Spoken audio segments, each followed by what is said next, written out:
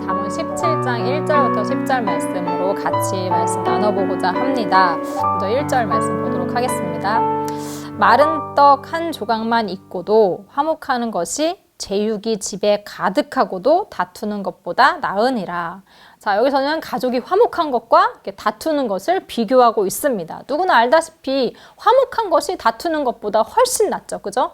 하지만 여기에서는 그 둘만 비교하는 것이 아니라 거기에 이제 조건을 붙입니다. 뭐라고 붙이냐면 마른 떡 한 조각과 또 제육이 가득한 것.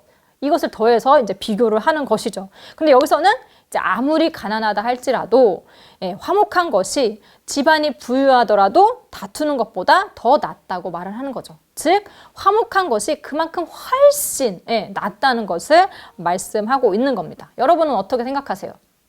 부자인데 맨날 다투는 것과 가난한데 화목한 것. 네. 여기서 마른 떡은요, 먹기 힘든 음식이죠. 먹기 힘들 뿐만 아니라 이제 그저 이렇게 배를 채우기 위한, 그러니까 영양가도 별로 많지 않은, 그것도 딱 한 조각만 있는, 이런 표현을 했을 때 이게 얼마나 가난한지를 진짜 정말 잘 표현하고 있는 것이죠. 또 이제 제육은요, 화목제물을 의미하는데, 이제 화목제물이 집안에 가득하다는 것은 그만큼 그 집안이 부유하다는 것을 잘 보여줍니다. 그러니까 외적으로는 남들이 볼 때에는 아무리 풍성해 보인다 할지라도 그러니까 내적으로는 감추어진 것은 엉망인 집안보다는 그러니까 외적으로 너무나 부족해 보일지라도 내적으로 잘 채워진 집안이 낫다는 것이 오늘 말씀의 포인트죠. 이 말씀은 오늘날 우리에게 더욱 와닿는 말씀일 거라고 생각을 합니다. 별거 아닌 일에도 늘 감사하고 서로를 위할 줄 아는 가족은 서로에게 위로와 격려가 될 수 있습니다. 그렇기 때문에 아무리 어려운 상황에 닥친다 할지라도 함께이기 때문에 같이 그 상황을 잘 견뎌낼 수 있는 것이죠. 하지만 가진 것이 많지만 서로를 위할 줄 모르는 가족은 만나기만 하면 싸우느라 서로 얼굴을 붉히고 이기적으로 서로를 대할 뿐입니다. 그런 가족은 별거 아닌 일에도 와해되고 말죠. 즉 가족 간에는 마음이 중요합니다. 가족임에도 남처럼 사는 사람들이 있고 또 이웃인데도 가족처럼 지내는 사람들이 있습니다. 그 차이가 뭘까요? 바로 그 서로를 위하는 마음이 있느냐 없느냐 이것이 다른 거겠죠. 2절 말씀 보도록 하겠습니다. 슬기로운 종은 부끄러운 짓을 하는 주인의 아들을 다스리겠고 또 형제들 중에서 유업을 나누어 얻으리라. 자, 2절에서는요. 종이라 할지라도 그 사람이 슬기롭다면 주인의 부끄러운 아들을 다스릴 수 있다고 그리고 유산까지 나누어 받을 수 있다고 얘기를 하고 있습니다. 그러니까 비록 종의 위치이지만 아들의 권리까지 누릴 수 있다는 것이죠. 그만큼 우리의 삶에 있어서 슬기로운 것은 어느 지위에 있더라도 꼭 필요하다는 것입니다. 주인의 아들이라 할지라도 금수저를 타고났다 할지라도 만약에 그에게 슬기가 없다면 아버지의 부끄러운 자녀가 될 수밖에 없고 그 자신의 권리 또한 빼앗길 수밖에 없다는 것입니다. 3절 말씀 도가니는 은을 풀무는 금을 연단하거니와 여호와는 마음을 연단하시느니라. 자, 여기서 도가니나 풀무 이것들은요 모두 쇠를 녹여서 불순물을 제거하고 순도 높은 금속을 얻는 데 사용되는 것입니다. 은이나 금은 불순물을 최대한 제거해야만 가치 있는, 값어치 있게 귀하게 여겨지게 되죠. 마찬가지로 우리의 마음속에 불순물이 많다는 것입니다. 여기서 불순물이란 우리 안에 있는 어리석음, 미련함, 죄악 이런 것들을 의미하겠죠. 하나님께서는 그런 불순물을 제거하기 위해서 우리를 연단하신다고 했습니다. 우리의 마음이 연단되어서 무언가 나온다면 그것은 은이나 금보다 귀한 지혜일 것입니다. 하지만 그 연단 과정이 결코 쉽지는 않습니다. 하나의 죄를 말끔히 씻어내기 위해서 우리가 얼마나 오랜 세월을 보내야 할까요? 여러분 생각해 본 적 있으세요? 아니면 지금 싸우고 계신가요?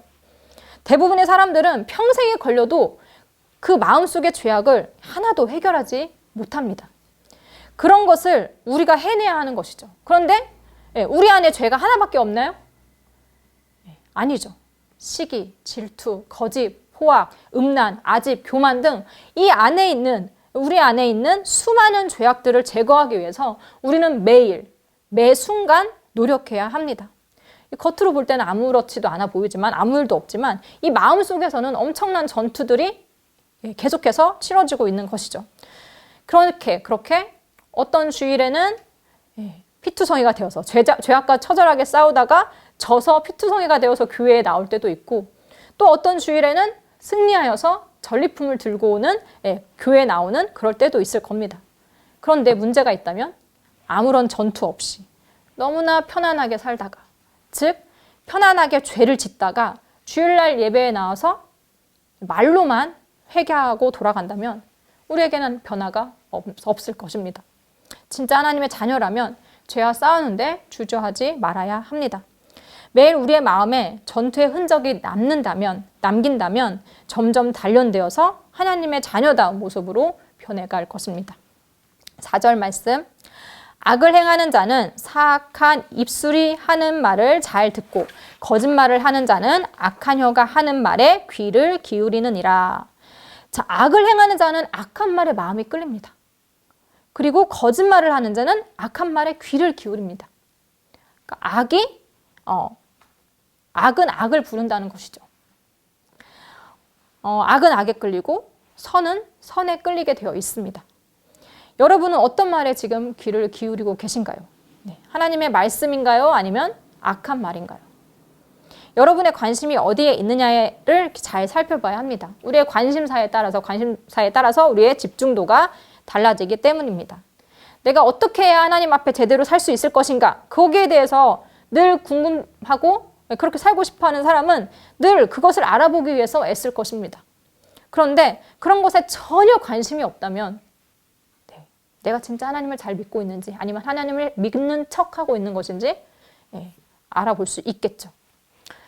여러분의 귀는 지혜의 말씀에 열려 있는 줄 믿습니다. 오늘의 말씀에도 귀 기울이고 계시죠. 자, 5절 말씀. 가난한 자를 조롱하는 자는 그를 지으신 주를 멸시하는 자요. 사람의 재앙을 기뻐하는 자는 형벌을 면하지 못할 자니라.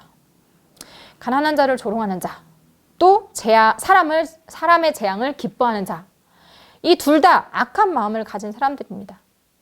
하나님은 모든 인간을 존엄하게 만드셨고 우리는 서로를 존중하며 살아야 합니다. 나보다 가진 것이 적다고 무시하거나 나보다 낮은 위치에 있다고 함부로 대하거나 나보다 약하다고 해서 억압하는 것은 모두 하나님 앞에 죄입니다. 여러분 혹시 이런 말 해본 적 있으세요? 너 참 쓸데없다. 널 어디다 쓰니? 많이 들어보셨죠? 이런 말은 상대방을 얕잡아 보는 말입니다. 그런데 한 번 더 생각해보면 이런 말은 사람을 사람이 아니라 도구처럼 여기기 때문에 하는 말입니다. 그래서 사람을 쓸데있는 사람, 쓸데없는 사람 이렇게 나누는 것이죠.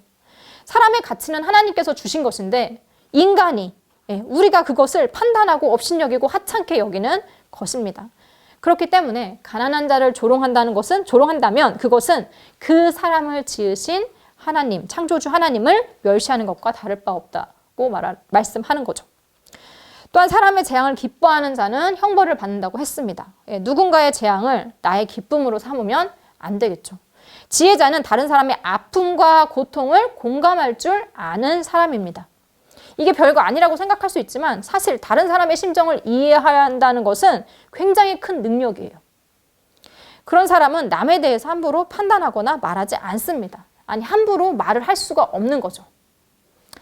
6절 말씀 보도록 하겠습니다. 손자는 노인의 면류관이요 아비는 자식의 영안이라. 자, 6절은 이상적인 가정상을 보여줍니다. 손자는 노인의 면류관이 되고 아버지는 자녀의 영화가 됩니다. 즉 3대가 지혜에 대해서 잘 가르치고 또 그 가르침을 잘 받아들였음을 알 수 있는 거죠. 만약에 지혜가 없었다면 자녀는 부모를 업신여겼을 것이고 그런 자녀는 부모의 근심과 고통이 되었을 것입니다. 그러므로 우리는 가정을 바로 세우는 데 있어서 이 지혜가 얼마나 중요한지 알아야 하는 거죠. 요즘 자녀들로 인하여서 힘들어하는 부모님들이 참 많습니다. 물론 훌륭한 부모님 아래에서 어리석은 자녀가 있기도 하고 또 악한 부모 아래에서 정말 괜찮게 잘 큰, 착하게 큰 자녀가 있기도 하지만 대부분 자녀의 문제는요, 부모로부터 시작이 됩니다. 그러니까 어른들의 잘못이 자녀에게까지 영향을 끼치는 것이죠. 자녀를 지혜롭게 성장시킨다는 것은 쉬운 일이 아닙니다. 그렇기 때문에 자녀가 부모의 자랑이 되고 또 부모가 자녀의 자랑이 된다는 것은 정말 큰 복이 아닐 수가 없는 거죠. 여러분은 여러분의 부모님이 자랑스럽습니까? 여러분의 자녀가 자랑스럽습니까? 그럼 복 받으신 겁니다. 네. 자, 7절 말씀. 지나친 말을 하는 것도 미련한 자에게 합당하지 아니하거든 하물며 거짓말을 하는 것이 존귀한 자에게 합당하겠느냐. 자, 미련한 사람이 유창하게 말하는 것은 어울리지 않는 일이죠. 마찬가지로 존귀한 사람이 거짓말을 하는 것도 어울리지 않다는 것입니다. 사람마다 그에 맞는 말을 하기 마련이죠. 미련한 사람은 미련한 말을 하게 되었고 지혜로운 자는 지혜로운 말을 하게 되어 있습니다. 근데 7절에서는 존귀한 사람은 정직해야 한다고 말하고 있죠. 특히나 이 사람들은 거짓말을 해서는 안 되는 부류들입니다. 존귀한 사람이란 높은 위치에 있는 사람이고 그렇기 때문에 그의 말에 대한 파급력도 그에 따른 책임도 크기 때문입니다. 자, 8절. 뇌물은 그 임자가 보기에 보석 같은즉 그가 어디로 향하든지 형통하게 하느니라. 자, 뇌물 좋아하시나요? 뇌물은요, 자기의 잘못을 덮기 위해서 아니면 무언가를 얻기 위해서 사용하는 것입니다. 그렇기 때문에 뇌물을 주는 사람 입장에서는 여기서 뇌물 그 임자 보기에는 그 사람, 뇌물을 주는 사람 입장이죠. 그 사람이 보기에는 그 뇌물이 자신의 일을 형통하게 할, 그러니까 자신에게 성공을 가져다 줄 보석 같은 소중한 것으로 보이는 것이죠. 하지만 하나님은 뇌물에 대해서 뭐라고 말씀하셨나요? 뇌물에 대해서 부정적으로 말씀하십니다. 왜냐하면 뇌물에는 힘이 있기 때문에 밝은 자의 눈을 어둡게 만들고 또 의로운 자의 말을 굽게 한다고 했습니다. 출애굽기 23장 8절 말씀 보시면 너는 뇌물을 받지 말라. 뇌물은 밝은 자의 눈을 어둡게 하고 의로운 자의 말을 굽게 하느니라 라고 했죠. 자, 뇌물을 주는 사람은 대부분 악한 의도를 가진 사람입니다. 또한 뇌물을 받는 자도 그 악한 일에 동참하는 악인이죠. 그렇기 때문에 뇌물을 주는 것도 뇌물을 받는 것도 해서는 안 됩니다. 자, 9절 말씀. 허물을 덮어주는 자는 사랑을 구하는 자요. 그것을 거듭 말하는 자는 친한 벗을 이간하는 자니라. 자, 여러분 사랑은 허다한 허물을 덮어준다고 했습니다. 근데 여기서 허물을 덮는다는 것은 죄를 은닉한다는 의미는 아니죠. 그죠? 자, 사랑이 있는 사람은 친한 벗의 허물을 용서하고 그 허물을 덮어줍니다. 다시는 그 허물에 대해서 얘기하지 않는 거죠. 허물을 덮어줌으로 인해서 그는 그 친구와의 우정을 계속 유지할 수 있습니다. 하지만 허물을 계속해서 말하는 사람은 친한 벗을 이간하는 자라고 했습니다. 그러니까 남의 허물을 재미삼아서 떠벌리는 사람은 진정한 친구가 될 수 없다는 것이죠. 본인은 내가 그 친구가 너무 걱정돼서 그래, 네가 걱정돼서 그래 라면서 위선을 떨겠지만 사실은 그 친구를 그냥 헐뜯는 말일 뿐입니다. 그 말들로 인해 그 잘못을 저질렀던, 그래서 어쩌면 지금 너무너무 후회하거나 아니면 너무 창피하고 있을 그 친구에게 그 허물을 계속해서 말한다는 것은 그 친구를 계속해서 창피하게 하고 그 친구에게 계속해서 상처를 입히는 일입니다. 진짜 사랑하는 친구라면 그 친구의 마음을 이해하려고 그 친구의 마음을 위한다면 이해하는 사람이라면 그럴 수가 없는 것이죠. 이렇게 계속 말한다는 것은 그 친구에 대해서 이해할 마음도 없는 것입니다. 말을 함부로 하는 사람은 그 미련한 말들로 인하여서 언젠가 본인이 당하게 될 것입니다. 10절 말씀 보도록 하겠습니다. 한마디 말로 총명한 자에게 충고하는 것이 매 100대로 미련한 자를 때리는 것보다 더욱 깊이 박히느니라. 자, 미련한 사람은요, 100대를 때려도 충고를 알아듣지 못한다고 합니다. 그렇죠? 충고하는 입장에서는 답답할 수밖에 없는 사람이죠. 하지만 총명한 사람은 한마디 말로도 충분히 알아듣습니다. 미련한 자는 지혜는 없고 고집만 세서 남의 충고를 들으려 하지 않고, 총명한 자는 다른 사람의 충고를 들을 수 있는 귀가 있기 때문이죠. 사람마다 듣는 능력이 다 달라요.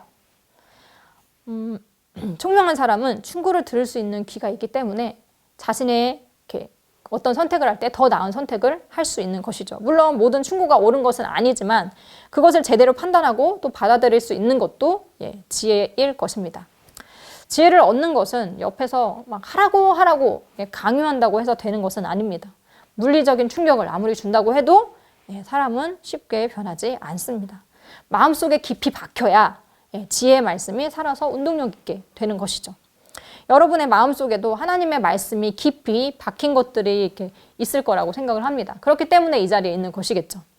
얼마나 많은 하나님의 말씀이 여러분의 마음 가운데 깊이 박혀 있느냐에 따라서 여러분들의 마음이 또 말이 행동이 달라질 거라 생각을 합니다.